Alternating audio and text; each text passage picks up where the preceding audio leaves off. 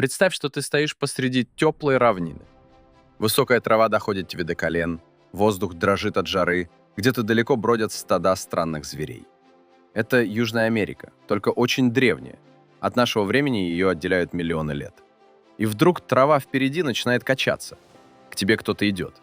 Ты ждешь увидеть крупную кошку или огромного зверя с клыками, но из травы поднимается голова на высоте 3 метров над землей. Это голова птицы. Огромный крючковатый клюв размером с топор. Немигающие глаза смотрят прямо на тебя. Она не умеет летать, но ей это и не нужно. Ее ноги длиннее твоих, и бежит она быстрее любого человека. Ты замираешь, потому что не понимаешь, куда бежать. Позади открытая равнина, спрятаться негде. Птица делает шаг, потом еще один, и каждый ее шаг равен 3 твоим. И вот самое странное во всей этой картине. Это существо не чужое динозаврам. Это и есть динозавр. Когда огромный камень из космоса погубил гигантских ящеров, вымерли не все. Одна маленькая ветвь пернатых хищников уцелела. Мы зовем их птицами. И вот здесь, на отрезанном от мира континенте, потомки динозавров сделали то, чего от них никто не ждал. Они снова стали царями, снова заняли трон высших хищников планеты. В прошлых фильмах мы рассказали простую вещь. После гибели динозавров Землю унаследовали мелкие пушистые зверьки, наши далекие предки, млекопитающие. Но это лишь половина правды, потому что у млекопитающих был грозный соперник. Целые миллионы лет на огромном континенте главными хищниками были не звери, а птицы. Если тебе интересно, кто на самом деле правил миром после динозавров, подпишись на канал прямо сейчас. Впереди история долгой войны 2 родов жизни. Птица против зверя. И победитель в этой войне решался вовсе не силой. Чтобы понять, как птицы дошли до такой мощи, нужно взглянуть на карту того мира. Она совсем не похожа на нашу. Южная Америка тогда была огромным островом. Она откололась от других земель и десятки миллионов лет плыла в океане сама по себе. С севера ее не соединял с другими континентами никакой мост. Вокруг простиралась только вода. А это значит, что на этой земле шел свой отдельный опыт природы. Здесь выросли животные, которых больше не было нигде на планете. По этим равнинам бродили очень странные звери. Копытные, не похожие ни на лошадей, ни на коров, хотя и напоминавшие их издалека. Огромные грызуны, некоторые размером почти с корову. Медлительные наземные ленивцы и покрытые броней родичи броненосцев. Все они были травоядными и никого не боялись сверху, ведь крупных хищных зверей рядом почти не было. Именно эта мирная толпа травоядных и стала тем мясом, ради которого кто-то должен был подняться на вершину. Вспомни, что случилось после падения астероида. Крупные хищники погибли почти все. Трон высшего охотника опустел. В других частях света этот трон со временем заняли звери. Появились предки кошек, собак, медведей. Но в Южную Америку эти звери попасть не могли, их отделял океан. И место главного хищника здесь осталось свободным. Пустой трон долго не стоит пустым. Кто-то обязательно на него садится. И тогда вперед вышли те, от кого этого не ждали. Птицы. Обычно мы думаем о птицах как о чем-то легком и безобидном. Воробьи, голуби, что-то поющее на ветке. Но у птицы внутри спрятан хищный динозавр. Ей нужны были лишь свободное место и время. И того, и другого на этом континенте было в избытке. Птицы начали расти, терять способность летать, ведь бегать по открытой равнине было выгоднее, чем махать крыльями, отращивать мощные ноги и тяжелый клюв. Так на свет появились фарараки, которых ученые позже назовут птицами ужаса. Но чтобы понять, почему это имя они заслужили честно, надо разглядеть их вблизи. Птицы ужаса были не одним видом, а целой большой семьей. Ученые насчитывают около 18 разных видов, живших в разное время. Самые мелкие были ростом с человека, самые крупные поднимались куда выше. Они сменяли друг друга на вершине десятки миллионов лет, от древних эпох почти до нашего времени. Это была настоящая династия пернатых царей, долгая и упорная. Возьмем самого крупного из них. Его имя Келенкин. Он жил на территории нынешней Аргентины. Ростом он был выше любого баскетболиста, около 3 метров. Но поражало не это. У Келенкина был самый большой череп среди всех известных птиц за всю историю Земли. Одна только голова с клювом тянулась примерно на 70 сантиметров. Представь себе клюв длиной с твою руку от локтя до кончиков пальцев. Изогнутый на конце крюком, как у орла, только во много раз крупнее. Этим клювом можно было пробить череп добычи одним ударом сверху. Тело такой птицы было устроено под быстрый бег. Крылья почти исчезли и превратились в короткие бесполезные обрубки. Зато ноги стали длинными и сильными, с крепкими когтями. Фарарак несся по равнине огромными шагами и легко догонял все, что пыталось убежать. По оценкам ученых, крупные птицы ужаса могли развивать скорость до 50 км в час. Это быстрее любого человека и быстрее большинства их жертв. Шея была толстой и мускулистой. Она работала как рукоятка тяжелого молота, разгоняя голову вниз с чудовищной силой. Оружием служил не только клюв. Мощные ноги с когтями позволяли птице прижать упавшую жертву к земле и удержать ее на месте. Разные виды этих птиц населяли континент в разные времена. Фарарак, давший имя всей семье, Местнорнис, Андалгалорнис, Паранодонт. Пока по земле бродили странные копытные и большие грызуны, над ними всегда висела тень с крючковатым клювом. Но у любого хищника главное оружие спрятано не в размере, а в том, как он бьет.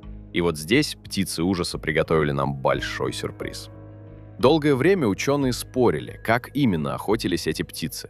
Клюв у них был большой, но внутри полый и легкий. Если бы птица хватала добычу и трясла ее из стороны в сторону, как это делает собака, такой клюв мог бы просто треснуть. Значит, охота шла как-то иначе. Ответ дал один череп, найденный в Аргентине. Он принадлежал птице по имени Андалгалорнис. Ученые загрузили его в компьютер и построили точную математическую модель, такую же, какими проверяют на прочность мосты и самолеты. Результат оказался очень ясным. Череп этой птицы был крепким, если давить вперед и назад, и слабым, если гнуть его в бок. Природа как будто заранее подсказывала манеру боя.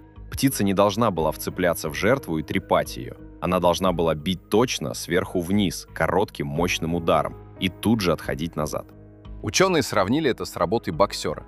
Быстрый выпад, точный удар клювом, как топором, и шаг назад, пока добыча не успела ответить. Потом снова выпад, и так удар за ударом птица добивала жертву, не подставляя себя под опасность.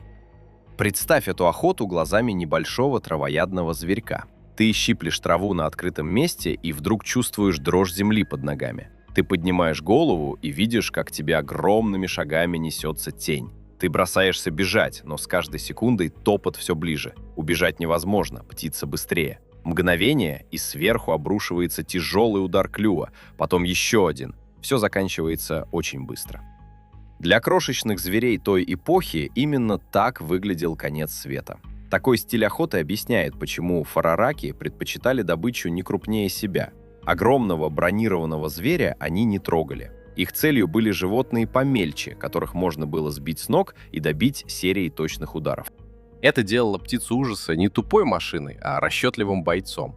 Она знала слабое место своего оружия и берегла его. Для мелких и средних зверей той эпохи такой хищник был настоящим кошмаром. От него нельзя было убежать, ведь он бегал быстрее.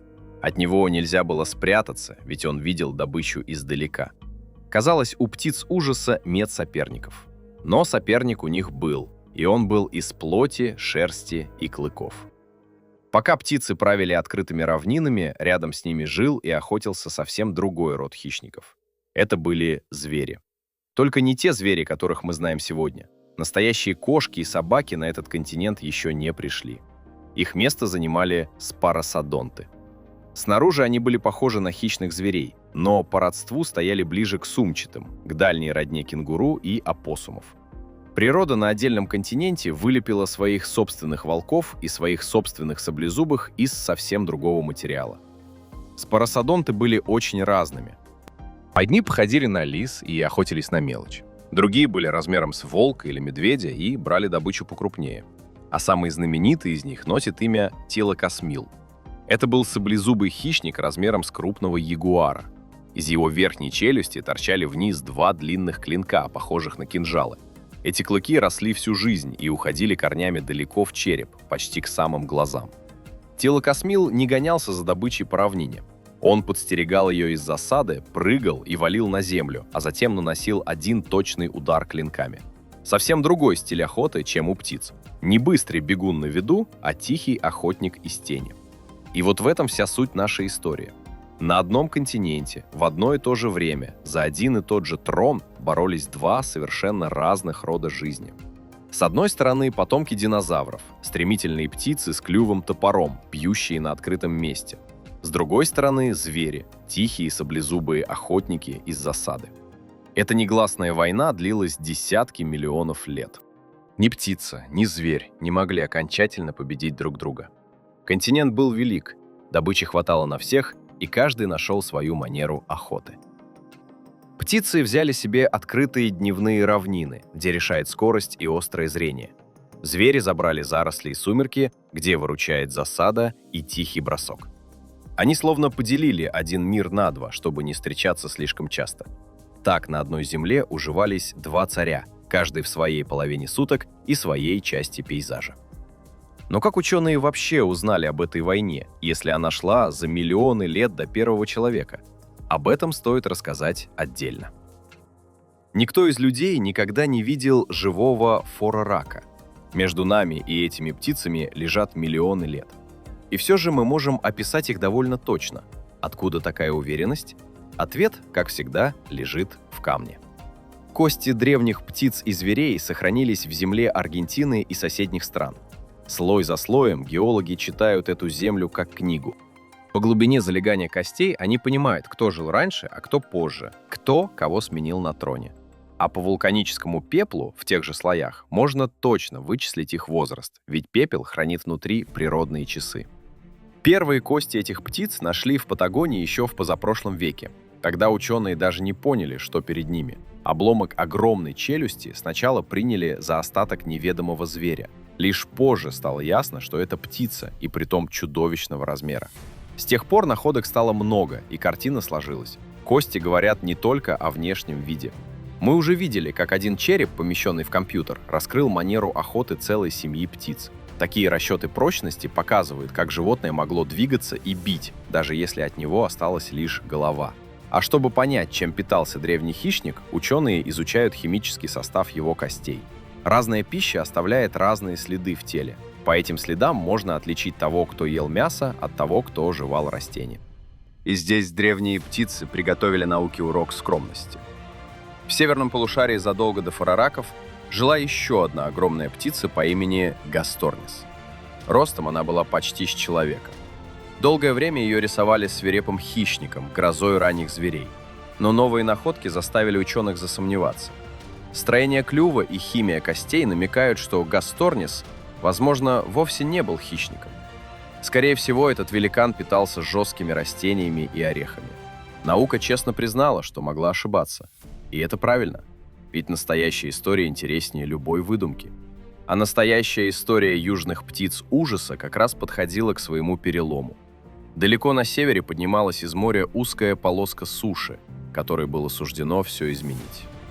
Около 3 миллионов лет назад произошло событие, тихое на вид, но огромное по последствиям. Между Северной и Южной Америкой из океана поднялась полоска Земли. Сегодня мы зовем ее Панамским перешейком. Два континента, десятки миллионов лет, жившие порознь, вдруг соединились узким мостом. И по этому мосту в обе стороны хлынули животные.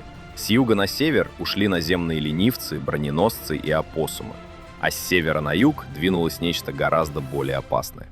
Ученые называют этот великий переход обменом. Для одних он стал шансом, для других – приговором. С севера пришли звери, которых Южная Америка еще не знала. Настоящие кошки с саблевидными клыками, стайные хищники из рода собак, крупные медведи. Эти пришельцы были продуктом жесткой борьбы на большом северном материке, где хищников всегда было много и выживал только самый умелый. Многие из них охотились сообща, целыми стаями, окружая добычу и действуя вместе. Против такой слаженной охоты одиночному хищнику было очень трудно устоять, каким бы сильным он ни был. Этот обмен перекроил жизнь обоих материков целиком. С севера на юг двинулись не только хищники, но и лошади, олени, тапиры, множество новых травоядных. Они потеснили местных зверей на их же земле. Экосистема, которая складывалась в одиночестве десятки миллионов лет, за короткий срок наполнилась чужаками. Для местных охотников это означало новых конкурентов и новую непривычную добычу. Правила игры на континенте поменялись полностью, и старым царям пришлось держать удар, к которому они не были готовы. Представь последние века этого древнего мира глазами одного Фарарака. Ты по-прежнему царь равнины, ты по-прежнему бегаешь быстрее всех и бьешь клювом, как топором. Но что-то в мире изменилось. Твои привычные жертвы редеют. Рядом появляются новые охотники, которых ты раньше не встречал. Они меньше тебя, но их много, и они держатся вместе. Ты привык побеждать один на один, а теперь против тебя выходят стаи и заходят с разных сторон. Твой мир, простоявший десятки миллионов лет, начинает уходить из-под ног. И местные саблезубые звери, твои старые соперники, тоже тают на глазах. Старая война птицы и зверя закончилась внезапно. Просто пришел кто-то третий и переписал все правила сразу для обоих. Казалось бы, на этом история птиц ужаса должна оборваться. Но напоследок природа приготовила красивый поворот. Пока звери с севера шли на юг, одна птица двинулась им навстречу. Ее имя — Титанис. Она перешла на север и поселилась там, где сейчас находятся Флорида и Техас. Возможно, она добралась туда еще до того, как мост окончательно поднялся, перебираясь с островка на островок вдоль будущего перешейка. Это единственный Фарарак, который решился на такой поход. Огромная нелетающая птица, ростом больше 2,5 метров, пришла прямо на землю зверей и еще долго держалась среди них. Титанис оказался упрямым. В Южной Америке птицы ужаса угасли раньше. А этот северный переселенец продержался дольше своих родичей почти на целый миллион лет. Он был последним из великой династии пернатых царей, последним отголоском времени, когда трон целого континента принадлежал потомкам динозавров. А потом ушел и он. Тихо, без единого свидетеля, где-то среди болот и лесов древней Флориды. Так закрылась одна из самых удивительных страниц в истории жизни. Почему в итоге победил зверь, а не птица? У науки нет одного простого ответа, есть лишь взвешенные догадки. Возможно, дело в том, что пришлые хищники охотились стаями и были гибче в поведении. Возможно, менялся климат, и вместе с ним исчезала привычная добыча птиц. Возможно, местные звери начали угасать еще раньше, по своим причинам. Скорее всего, сработало все сразу. Ясно одно. Долгий опыт природы, в котором главным хищником целого континента была птица, подошел к концу. Трон снова сменил владельца, как это уже случалось много раз до того. Отойдем на шаг и посмотрим на всю эту историю целиком. Динозавры не исчезли до конца. Одна их ветвь выжила, обросла перьями и на далеком южном континенте снова поднялась на самую вершину. Птицы ужаса правили десятки миллионов лет. Они были быстрее и страшнее почти всех зверей своего мира. У них был мощный клюв, длинные ноги и точный расчетливый удар. А потом поднялся тонкий мост из моря, пришли новые хищники, и царство пернатых пало. Не потому, что птицы стали слабее, а потому что мир вокруг них снова переменился. И здесь мы подходим к самому важному, к тому, что связывает ту древнюю равнину с тобой прямо сейчас. Выгляни в окно. Почти наверняка где-то рядом сидит птица. Воробей, ворона, голубь. Мы привыкли не замечать их вовсе, но каждый из них — последний живой динозавр. Тонкая веточка того самого рода, что однажды правил целым континентом с клювом высотой в человеческий рост. Когда-то их родичи были трехметровыми хищниками. Сегодня они клюют крошки у твоих ног. Вот так тихо и незаметно меняется корона планеты. И, может быть, в этом и есть главный урок забытых эпох. На Земле нет вечных царей. Ни у зверей, ни у птиц, ни у нас. Любая власть над миром — это лишь короткая глава. Сегодня одни на вершине, завтра другие. А тот, кого мы считаем мелким и неважным, однажды может унаследовать все. Птицы это уже доказали. Дважды они поднимались на трон планеты, и дважды мир менялся под ними. И когда в следующий раз ты услышишь за окном чириканье, вспомни, что это поет последний динозавр, переживший и великанов, и саблезубых, и сам конец их мира. А в следующий раз мы отправимся еще дальше и узнаем, кто правил морями, когда суша еще молчала, и какие чудовища скрывались в самой глубокой тьме. Новый фильм про эти древние моря выйдет уже на этой неделе, так что оставайся с нами и обязательно жди продолжения. Это были «Забытые эпохи». Подпишись, чтобы не пропустить следующее путешествие во времени. Впереди еще много забытых миров.